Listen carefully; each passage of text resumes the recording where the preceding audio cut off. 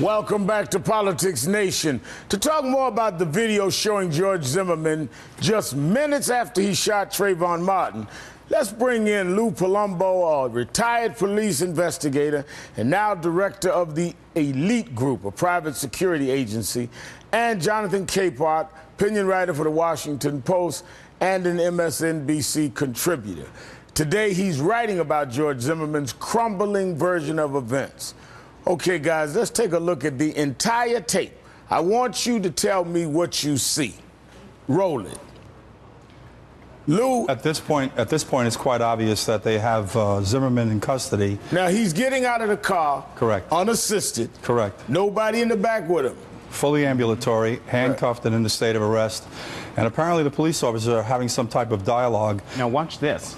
Right. He's touching Zimmerman with his bare hands. No gloves. No That's gloves. correct. This is evidence. Well, apparently there was no real concern by the police officer that there might be any type of contaminants, especially in a day where we live with AIDS and other infectious diseases. The other thing I found interesting is that you're watching. So that's unusual. Highly unusual. The other thing that's a little unusual is that they appear to be conducting or finishing this search of him in their command as opposed to out in the street. Normally, you would have done this in the street before you put him in the back of the car. But wait a minute, Lou. They are continuing searching him in the police station, not in the street, and he just killed somebody. That's correct. That's correct. Now, that's very unusual. Highly unusual. All right.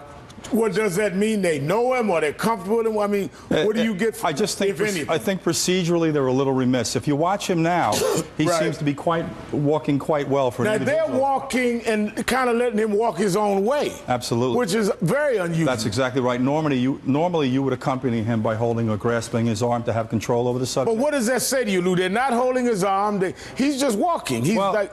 what it tells me is that procedurally there's a little bit of a problem with the police. I'm not sure that it lends itself necessarily to anything that's collusive in the relationship between Zimmerman and the police. But these are just a little bit of irregularities. The thing I find also interesting is the guy that was just alleging that he was beaten within an inch of his life and found it necessary because he was so beaten to use deadly physical force seems to be quite okay and moving around. Now, all of this, look at this walk. Look at how he's walking alone. Doesn't appear to be limping, doesn't appear to be in any way rattled, doesn't appear to be traumatized. Here's a man who said he was beaten within an inch of his life, who just killed somebody. Well, I can tell you something. 30 minutes before we're seeing him on this tape. Reverend, I can tell you something else that's rather interesting. I just listened to a witness to this, indicated that he believed that Zimmerman got from on top of Trayvon, and when he got up, there were no visible injuries, and he was moving about quite freely and comfortably. But that's what a witness you just heard. A witness, I just heard a witness's statement. And these are not consistent with injuries that would justify the use of deadly physical force. Now, let's go slow, Jonathan and Lou. Let's get specific.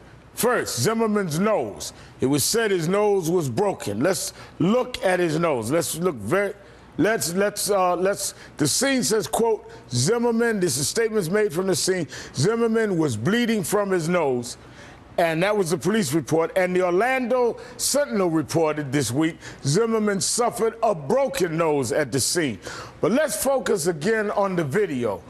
Shot less than an hour after Trayvon was killed, less than an hour after Zimmerman sustained these injuries. Look at his nose. Well, I have a point I'd like to make out that's maybe not to upstage it, but more significant. Right. If you have a broken nose and profuse bleeding, do you see any blood down the chest of this individual? Or the clothes. Right. Well, that's what I'm referring to, his clothing, his chest. Nothing anywhere. You don't see anything consistent. Here's the clothes, here's the nose. A broken nose, you can't stop from bleeding that Basically, quickly. you cannot. And you certainly would have blood on your clothes. Absolutely. But they didn't change his clothes. But we should focus on something else. Look at the nose. If he broke Look at the nose. These are three different shots, three different angles. Neither of those angles look like a broken nose, or you really don't even see a bruise, and you certainly don't see blood. And I've never heard of an arrest where they let you go change before you go to the police station from a murder scene. Am I right, Lou? Not in my 39 years of being around the law enforcement community. The thing, Reverend, is obviously Mr. Zimmerman is attempting to cover up this homicide he committed. And unfortunately, there are witnesses coming forward right now that are contradicting many of the statements that he made, including statements his father made about about being brutally beaten to the degree that it was requiring him to use deadly physical force. And the report says that he was treated in the back of the car, but clearly no blood. No blood. And clearly it does not seem like any physical injuries. And Jonathan, you've been following and writing on this case from day one, at least as close to it as it went national. And you've been told this man was beaten savagely. We've all been told that Trayvon jumped on top of him. Trayvon first punched him in the face, knocked him out, knocked him down on the ground. Pinned his shoulders back, pinned his arms back, banged his head several times into the sidewalk, into concrete. Walking very straight. But for those folks who are saying, might want to say, you can't see that there might be blood because the image is grainy. Someone who's had a broken nose, someone who is bleeding from the nose, someone who had lacerations to the back of their head would have bandages. Less than 35 Especially minutes. Since they had first aid. Right, exactly. First aid in the back of that police car he arrived in. There are no bandages on his nose. Nothing inside his nose. Let me go slow so nothing people on the understand. back of his head. He was given first aid in the back of the car. Right. If he had a badly bruised nose, that's known a broken nose, they would have bandaged him. Exactly. They would have done something. They would not have just wiped his nose and handcuffed him. Mind you, you're going to handcuff a guy with broken limbs and let him just walk through the police station. Doesn't make a lot of sense. There's another interesting development with the eyewitness. The eyewitness has spoken and indicated that this confrontation with Trayvon occurred on the grass. And apparently, based on a police report that I was able to review, there were grass stains or moisture consistent with him being on a lawn, not concrete. Not concrete. Correct. So what you reviewed, he was on a lawn, not concrete. Correct. Right. Now let's focus on the head. The Orlando Sentinel reported this week a police source said Trayvon climbed on top of George Zimmerman and slammed his head into the sidewalk, leaving him bloodied and battered. Now, but back to the video. Does it look like there's any lacerations or evidence of cuts or bruisings on his head in this video? No, not that you can see in this video. And still, again, let's go close. Look at it. Right. Nothing consistent with the injuries that were alleged. Now, Lou, how important would this be if you were testifying at trial? Extremely important. It would be very important. There are a lot of holes in his story at this point, Reverend. That's the bottom line. There are no injuries that he sustained consistent with the use of force that he employed. Now, here's 3 different shots of the head, just like I did the nose. Here's 3 different shots. And on all 3 angles, we don't see any obvious injuries, lacerations. Irregularities. Or irregularities. Correct. Thank you, sir. I'll use your term since you'd be the one that would be the expert witness. And he would need some of these injuries, 1, to be consistent with the story told, and 2, to justify why you would use deadly force and kill someone and claim it was self-defense. The other thing, Reverend, that if he had sustained these protracted injuries that he alleged, the law enforcement agency, as we have done in the past, would have taken photographs of him so that at some point in time, if necessary, they would have been presented to a grand jury to further support his claims of self-defense. But I do want to point out one other thing with this case that people may not be mindful of. It is my opinion that this incident or this contact with Trayvon was precipitated as a result of the poor judgment of Zimmerman.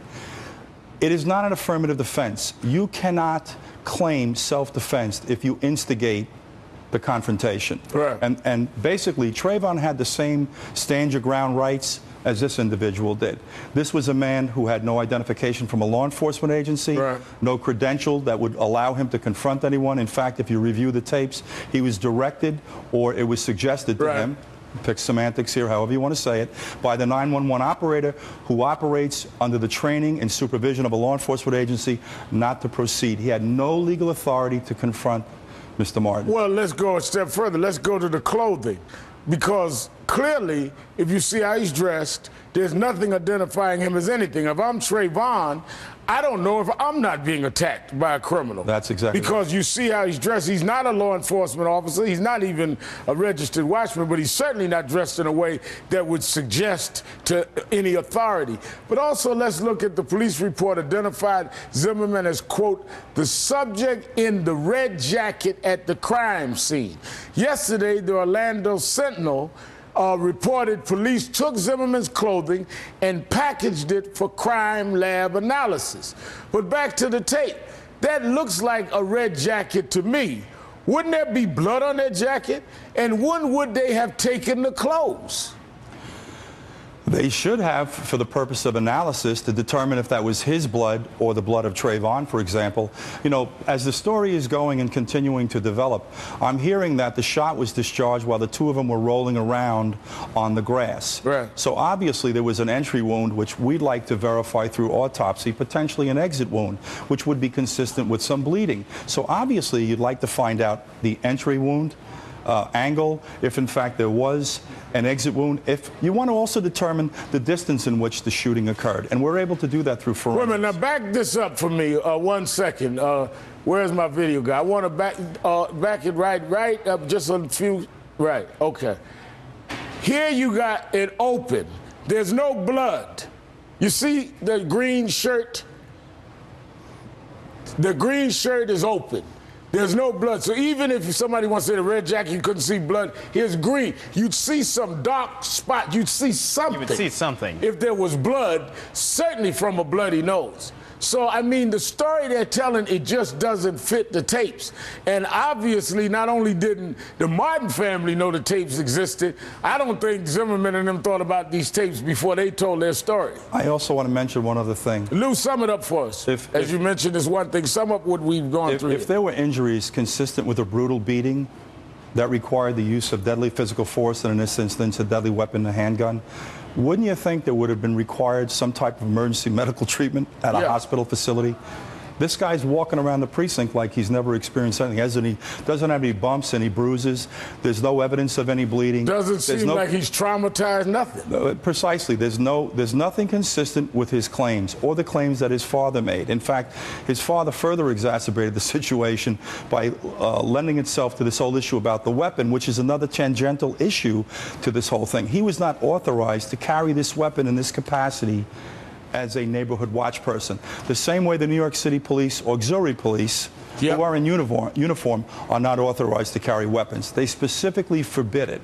He precipitated this. There's a little bit of a vigilante mentality attached to this individual, in my opinion, and this is the fruition of it.